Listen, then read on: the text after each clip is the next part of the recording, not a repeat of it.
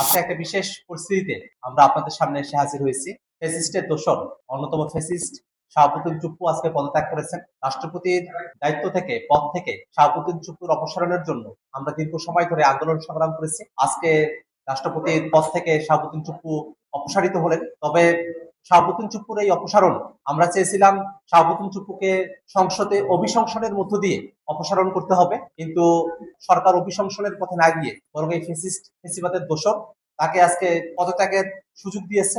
পদত্যাগের মধ্য দিয়ে তিনি রাষ্ট্রপতির দায়িত্ব ছেড়েছেন। সে ব্যাপারে জাতীয় নাগরিক পার্টি এনসিপি আজকে আপনাদের সামনে আমরা হাজির হয়েছি। প্রথমে শাহাবুদ্দিন চুপ্পু তিনি কে সে ব্যাপারটা আমাদের বোঝা দরকার। এই শাহাবুদ্দিন চুপ্পু এমন একজন ব্যক্তি যিনি বাংলাদেশে ফেসিবাদকে প্রলম্বিত করেছেন, ফেসিবাদের শিকড় কেটেছেন এবং ফেসিস্ট শেখ হাসিনা তার সব থেকে বড় দোষরের ভূমিকা পালন করেছেন।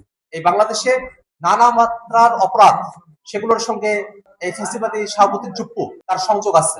আপনারা জেনে থাকবেন বিগত দিনের প্রধানমন্ত্রী বেগম খালেদা জিয়া, তার ব্যাপারে যে জিয়া অরফানেজ ট্রাস্ট যে মামলা করা হয়েছিল সেই পুরো প্রক্রিয়ার সঙ্গে এই শাহাবুদ্দিন চুপ্পু তিনি যুক্ত ছিলেন। শুধু তাই নয়, 2024 সালে বাংলাদেশে যে নির্বাচন হয়েছিল এই পাতানো নির্বাচন, সেই পাতানো নির্বাচনের বৈধতা দিয়েছিল শাহাবুদ্দিন চুপ্পু। তিনি তখন রাষ্ট্রপতির পদে আসেন এবং তারপরে 2024 সালে যখন কোটা সংস্কার আন্দোলন শুরু হয় সে সময়টাতে 14 জুলাই বাংলাদেশের শিক্ষার্থীরা, আন্দোলনকারীরা, বৈষম্যবিরোধী ছাত্র আন্দোলনের যারা নেতাকর্মীরা ছিলেন তারা সকলে মিলে এই শাহাবুদ্দিন চুপ্পু তখন তিনি রাষ্ট্রপতির পদে আসেন তার কাছে গিয়েছিলেন সমাধানের আশায়। দুর্ভাগ্যের বিষয়, রাষ্ট্রপতি রাষ্ট্রের অভিভাবক হিসেবে শাহাবুদ্দিন চুপ্পু সেই সময়টাতে শিক্ষার্থীদের পক্ষে অবস্থান গ্রহণ করেন নাই এবং তিনি যখন রাষ্ট্রপতির দায়িত্বে আছেন সে সময়টাতে শেখ হাসিনা এই বাংলাদেশে একটা মানবতা বিরোধী অপরাধ, গণহত্যা, গুম, খুন, কত মানুষকে এই 24 অভ্যুত্থানের সময়টাতে অন্ধ করা হয়েছে, পঙ্গু করা হয়েছে, শহীদ করা হয়েছে, সমস্ত ঘটনা তিনি দেখেছেন, তিনি সেগুলোর সাথে যুক্ত থেকেছেন।